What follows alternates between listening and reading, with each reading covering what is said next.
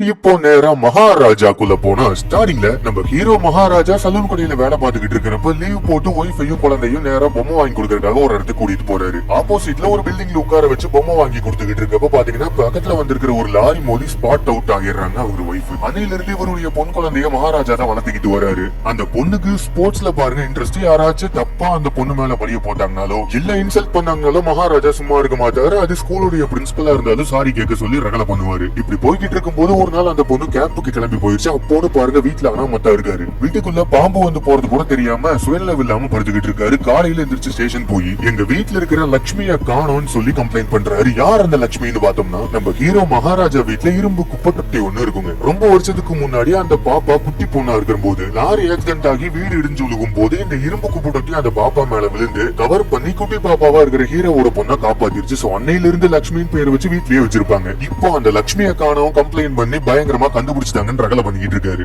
அந்த ஸ்டேஷனோட இன்ஸ்பெக்டர் பாத்தீங்கன்னா கொஞ்சம் ரஃப் அண்ட் டஃப்பான ஆளு. ஒரு பெரிய ஆர்டிஓ ஆபீசரோட வீட்டுல கொள்ளை அடிச்சுட்டாங்கன்னு சொல்லி 82 சவரன் நகையை ரெக்கவர் பண்ணி கொடுக்கும் போது அவரு சட்டவிரோதமா சம்பாதிச்ச பணத்துல 7 கோடி ரூபாய்க்கு வீடு கட்டி பணத்தை பதுக்கி இருக்காருன்னு தெரிஞ்சதும் 82 சவரன் நகையை கவரிங்ல செஞ்சு ஏமாத்தி அந்த ஆர்டிஓ ஆபீசருக்கு கொடுத்து லா பேசி அவர் வீட்லயே விட்டு மிரட்டிட்டு வராரு. அது மட்டும் இல்லாம கொள்ளையடிச்சவனோட வீட்டுக்கு 20,000 ரூபாய் பணத்தையும் கொடுத்து மேலும் ஏதாச்சும் பிரச்சனை என்ன வந்து பாருன்னு சொல்லிட்டு வராரு. இப்போ இந்த இன்ஸ்பெக்டர் கிட்ட நம்ம ஹீரோ பணத்தையும் நான் 5 லட்சம் ரூபாய் தரேன், எனக்கு அந்த குப்பை தொட்டியை கண்டுபிடிச்சு கொடுங்கன்னு கேட்க வீட்டுக்குள்ள 3 பேர் முகமூடி போட்டு வந்து என்ன அடிச்சு போட்டு தூக்கிட்டு போயிட்டாங்கன்னு ரீசன் சொல்றாரு. சரி அங்க அடையாளங்கள் ஏதாச்சும் இருந்தா சொல்லி சீரியஸா இருந்தா கேஸ் எடுத்துக்கிறேன்னு இன்ஸ்பெக்டர் கேட்க ஒருத்தருக்கு முதுகுல காது இருந்துச்சுங்கிறாரு. அப்படி இப்படின்னு கொஞ்சம் அப்படியே கேஸ் சீரியஸா எடுத்து விசாரிக்கிறாங்க. இந்த கேப்ல மெக்கானிக் ஷெட்ல லோக்கல் கவுன்சிலர் ஒருத்தர் வந்து என்னுடைய கண்ணாடியை காணோம்னு சொல்லி அடிச்சுட்டு போறாரு. அப்போ அந்த மெக்கானிக் ஷெட்ல வேலை செய்யற ஒருத்தர் சர்வீஸ் முடிஞ்ச காரை நைட் எடுத்துட்டு போய் இன்னைக்கு காலையில தான் டெலிவரி கொடுத்திருக்காருன்னு தெரிய வருது. சோ அவரை புடிச்சு அடிச்சு எனக்கு கண்ணாடியை கொண்டுட்டு வந்து கேட்க இந்த லோக்கல் கவுன்சிலர் நைட் பார்ல இருக்கும் போது அந்த வேலை செய்யற பையன் வந்து கவுன்சிலர் அடிச்சுட்டு போயிட்டான். குப்பை தொட்டிக்குள்ள ஏதாச்சும் லம்பா வச்சிருந்து தொலைச்சிருப்பான். அதனாலதான் குப்பை தொட்டி மேல கவனமா இருக்காருன்ட்டு போலீஸ்காரங்க குப்பை தொட்டியை கவனம் செலுத்தி தேட ஆரம்பிக்கிறாங்க. இந்த நேரத்துல வில்லனும் ஃப்ரெண்டும் சேர்ந்துக்கிட்டு தனியா இருக்கிற வீடுகள் எல்லாம் டார்கெட் பண்ணி பயங்கரமா கொள்ளை அடிச்சு இருக்கிற எல்லாத்தையும் கொலை பண்ணிட்டு வந்துடுறாங்க. ஆனா வில்லனுக்கு ஒய்ஃபும் கை குழந்தையும் ஒண்ணு இருக்காங்க. நல்லவர் மாதிரி ஊருக்குள்ள எலக்ட்ரிக்கல் கடை வச்சு நடத்திக்கிட்டு வந்துகிட்டு இருக்காரு. இந்த வில்லன் குழந்தைக்குன்னு பாருங்க முதுகுல கொஞ்சம் புண்ணு மாறி இருக்கு. அதுக்கெல்லாம் மருந்து போட்டு ரொம்ப பாசமான குடும்ப தலைவனா அப்பாவா இருந்துகிட்டு வந்துகிட்டு இருக்காரு. அதே நேரத்துல நம்ம ஹீரோ பக்கம் வர ஃபேக்கான ஒரு குப்பை தொட்டியை செஞ்சு ஹீரோவை சமாளிச்சிடலாங்கிற வகையிலேயே குழந்தைங்கிற ஒரு போலீஸ்காரர் அங்கேயும் இங்கேயும் அலைஞ்சுகிட்டு இருக்கும் போது நல்ல சிவங்கிற ஒருத்தர் பாக்குறாரு. அவரு கூட சேர்ந்து அந்த குப்பை தொட்டியை ஃபேக்கா செய்யறதுக்கான ஒரு இடத்தை பார்த்து ஆர்டர் கொடுத்துறாங்க. இதெல்லாம் ஒரு பக்கம் நடந்துகிட்டு இருக்க ஹீரோ ஸ்டேஷன்லயே உட்கார்ந்துகிட்டு இருக்காரு. அப்போன்னு பாருங்க மெக்கானிக் ஷெட்ல இருந்து ஒருத்தர் போய் கவுன்சிலரை அடிச்சுட்டு வந்திருப்பாரு. அவரு பாத்தீங்கன்னா 3 நாளா மிஸ்ஸிங்ல இருக்காரு. இந்த மெக்கானிக் ஷெட்டுடைய ஓனர் அவரை கண்டுபிடிச்சு தர சொல்றதுக்காக ஸ்டேஷனுக்கு கேஸ் கொடுக்க வரப்ப ஹீரோ பார்க்க பிளாஷ்பேக் கவுன்சிலர் இருக்கிற பாருக்கு ஹீரோ நேரா போய் நேத்து நைட்டு உங்களோட கார் இருந்துச்சேன்னு சொல்ல வரும்போதுதான் அந்த கவுன்சிலரோட காரு அவர்கிட்ட இல்லங்கிற விஷயம் தெரிய வருது. அப்பதான் பார்ல இந்த மெக்கானிக் கடைக்காரர் வந்து பிரச்சனை பண்ணிட்டு போறாரு. அவரை ஃபாலோ பண்ணி ஹீரோ போக நிறைய பேர் சேர்ந்து ஹீரோவை கொலை பண்ண பாக்குறாங்க. ஏன்னா அன்னைக்கு நைட்டு ஹீரோ வீட்டுக்குள்ள பூந்து குப்பை தொட்டியை தூக்கிட்டு போன வில்லன் கேங்ல இருந்தது இவரும் தான். அதை சொல்லி ஹீரோவை கொல்ல வர இருக்கிற எல்லாத்தையும் அறுந்து போட்டுட்டு இந்த மெக்கானிக் கடையில வேலை செய்யறவரை கூட இருந்தது யாருன்னு கேட்டு அடிக்கிறாரு. போலீஸ் ஸ்டேஷன்ல ஒரு தெருப்பா முடிஞ்சா கண்டுபிடின்னு ஹிண்ட் கொடுக்கிறாரு. சோ இந்த மெக்கானிக் கடையில வேலை செய்யறவரை கழுத்தை வெட்டி வீசி கொலை பண்ணிட்டு ஸ்டேஷன்ல இருக்கிறது யாருன்னு கண்டுபிடிச்சு கொல்றன்னு சொல்றப்பதான் இன்டர்வல்.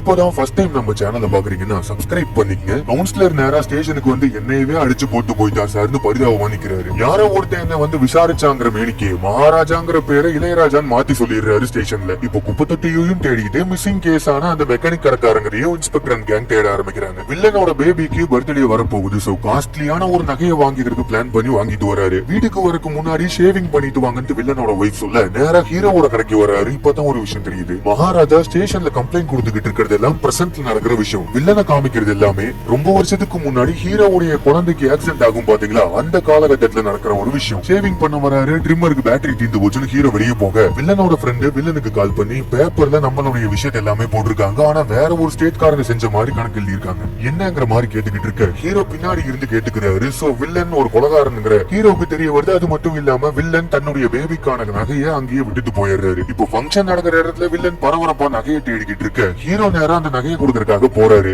ஆனா இயற்கையா கண்டுபிடிச்ச போலீஸ் நேரா வில்லனை வந்து அரெஸ்ட் பண்ணி கூட்டிட்டு போறாங்க. வில்லன் என்ன நினைச்சுக்கிறாருன்னா ஹீரோ தான் காட்டி கொடுத்தாருன்னு நினைச்சுக்கிறாரு. தன்னுடைய ஹஸ்பண்ட் ஒரு கொலகாரன்னு தெரிய வர வில்லனை தன்னுடைய ஒய்ஃப் வெறுத்துறாங்க. இப்போ குப்பை தொட்டியை ஃபேக்கா ரெடி பண்ணி உண்மையாலுமே குப்பை தொட்டிக்காக தான் பண்ணியிருந்தாருன்னா குப்பை தொட்டியை வாங்கிட்டு ஹாப்பி ஆயிருவாரு நம்ம ஹீரோ. இல்லன்னா திருடன்னு சொல்லி நாம ஒருத்தனை கை காட்டுவோம்ல, அவனை ஃபாலோ பண்ணிட்டு போவாரு. அப்ப வச்சு லாக் பண்ணி குப்பை தொட்டிக்குள்ள என்ன இருந்துச்சுன்னு கேட்டு கறந்துடலான்ட்டு இன்ஸ்பெக்டர் எல்லாம் ஒரு பிளான போட ஃபேக்கா நடிக்கிறதுக்காக எந்த ஒரு திருடனும் வரமாட்டேங்கிறான். ஏன்னா குப்பை தொட்டி எல்லாம் திருடணும்னு சொன்னா கௌரவ குறைச்சலாயிரும். கூட இருக்கிற நல்ல சிவமே நானே திருடனா நடிக்கிறேன் வாண்டரா வந்து உள்ள விழுகிறாரு. சரி எப்படி எல்லாம் அடிச்சு தூக்கிட்டு போனாங்கன்னு போன போட்டு ஸ்டேஷன்ல இருக்கிற ஹீரோவை அப்படியே சொல்ல நல்ல சிவத்துக்கு பயங்கரமான ஒரு பிளாஷ்பேக் ஞாபகத்துக்கு வருது. என்னன்னா ரொம்ப வருஷத்துக்கு முன்னாடி ஜெயிலுக்கு போயிருப்பாருங்க வில்லன். அவர் வெளியே வந்து நல்ல சிவத்திலையும் இன்ட்ரோவல்ல நம்ம ஹீரோ தலையை வெட்டி கொண்டாருல அந்த மெக்கானிக் கடைக்காரரையும் கூட்டிட்டு ஹீரோவை கொலை பண்றதுக்காக வீட்டுக்கு வராங்க. கேம்புக்கு போயிட்டு வந்திருக்கிற பொண்ணு ஹீரோ கிட்ட ஷூ கேட்டிருப்பான்னு சொல்லி அன்னைக்கு நைட்டு ஹீரோ வீட்டுக்கு லேட்டா வர வீட்டுக்கு வந்திருக்கிற அந்த பொண்ணை வில்லன் கேங் அடிச்சு போட்டு நல்ல சிவம் அந்த பொண்ணு கிட்ட தப்பா நடந்துக்கிறாரு. ஆனா அந்த பொண்ணை கொல்லாம அங்கேயே விட்டுட்டு வந்துடுறாங்க. சோ இதுக்காகத்தான் வில்லனை யாருன்னு கண்டுபிடிக்கிறதுக்காக ஸ்டேஷன் வந்து கம்ப்ளைண்ட் கொடுத்திருக்காரு. நல்ல சிவத்துக்கு தெரிய வருது. அப்போ யாருக்குமே தெரியாம வில்லனுக்கு கால் பண்ணி விஷயத்த சொல்ல வில்லன் நேரா சேலத்துல ஒரு ரிலேட்டிவோட வீட்டுல இருக்காரு. சோ யாருக்கும் தெரியாம நல்ல சிவம் எஸ்கேப் ஆகலான்னு பார்த்தா காலையில அந்த மாதிரி டிராமா போடணும். சோ இங்கேயே இருந்து புடிச்சு வச்சிடறாங்க இன்ஸ்பெக்டர்.